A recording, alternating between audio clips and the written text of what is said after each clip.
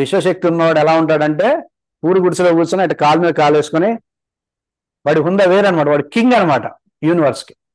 అర్థమైందండి? వాడికి లేమి అనేది ఉండదు. వాడికి ఏదనుకుంటే అది చేసేస్తాడు, ఏదనుకుంటే చేయగలడు, ఏదనుకుంటే అది అవుతుంది, అంతే. అది రూల్.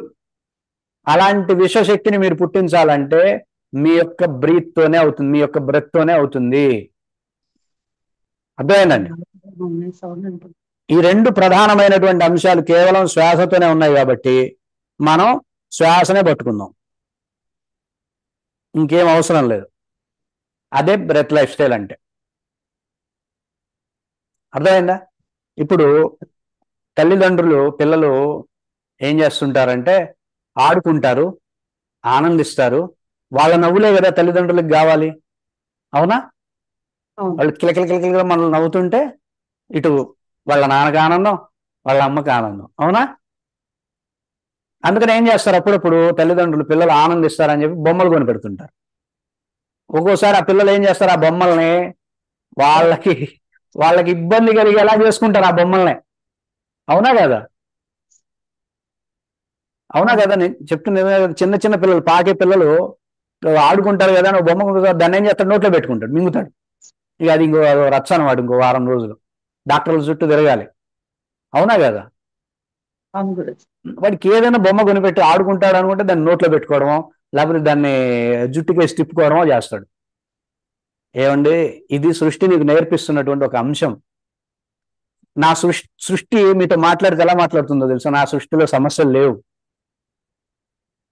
నా సృష్టిలో సమస్యలు లేవు, కష్టాలు లేవు, సమస్యలు లేవు, ప్రమాదాలు లేవు, ఇబ్బందులు లేవు నా సృష్టిలో. నేను మీరు ఆనందంగా ఉండడం కోసమే నేను ఇంత పగడ్బందీగా తయారై ఉన్నా. కానీ ఇక్కడ సమస్య ఎందుకు పుడుతుందంటే నీకు నువ్వు చేసుకుంటున్నావు, నువ్వు క్రియేట్ చేస్తున్నావు దాన్ని. నేను నీకు ఒక మంచిని ఇస్తుంటే ఆ మంచిని నువ్వేం చేస్తున్నావు, చెడుగా చేస్తున్నావు, చెడుగా మారుస్తున్నావు. ఆహారం మీ ఇష్టం, మీకు నచ్చింది తినండి, నచ్చినట్లు తినండి, ఎంజాయ్ చేయండి లైఫ్ని. అర్థమైందండి? బేసిక్ పాయింట్ని వదిలేసేసి మేము నిష్టగా ఉంటాం, మేము ఇవన్నీ వద్దు. మిగతా అన్ని కార్యక్రమాలలో నిష్ట వద్దు, బ్రీత్ దగ్గర నిష్ట పెట్టండి. అర్థమైందా? సృష్టి మీకు ఏమేమైతే ఇచ్చిందో అన్నిటినీ అందుకోండి, పొందండి, ఎంజాయ్ చేయండి.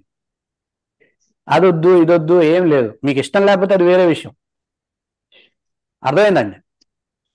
నియమాలు ఏమీ లేవు సాధనకి, ఒక్క శ్వాసే నియమం. అర్థమైందా? మీకు ఏ నియమాలు లేవు, ఫ్రీ మీరు. అర్థమైందా? ఒక్క శ్వాసను పట్టుకుంటే అన్నీ మీ దగ్గరకు ఉంటాయి. మీకు అది అర్థం కావట్లా. అన్నిటిని పట్టుకుందామని చూస్తారు, ఏది దొరకదు.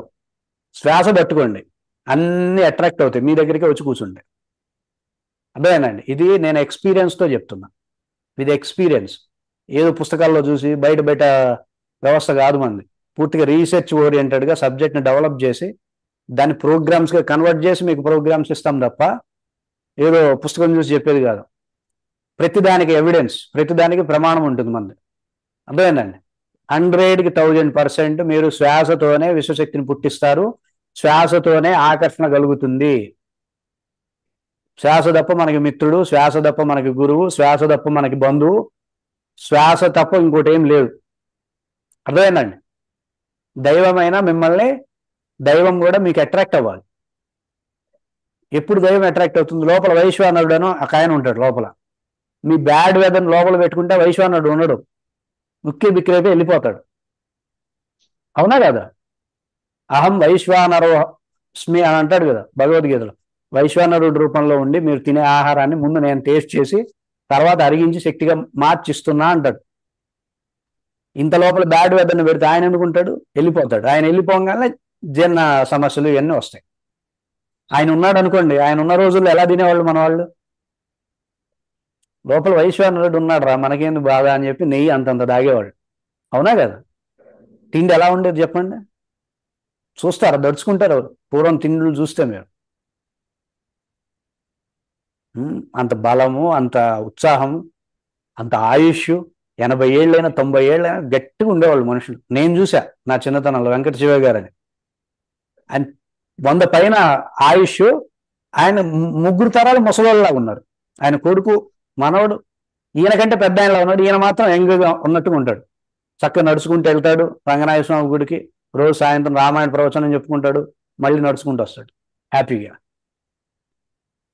అర్థమైందండి? అది అది మీకు ఇప్పుడు కూడా మనం సాధించవచ్చు ఆ స్టామినాని, అది బ్రీత్తో. అర్థమైందండి? ఏం పోలా, మనం ఏం పోగొట్టుకోవాలా, అన్ని మన దగ్గరే ఉన్నాయి, శ్వాసతో పాటు ఉంది. మీకు కావాలి, తిరిగి తెచ్చుకోవాలి అనుకుంటే మీ పూర్వ వైభవాన్ని, పూర్వ ఐశ్వర్యాన్ని శ్వాసతో తెప్పించవచ్చు. ఏంటి, రెడీయా? రెడీ.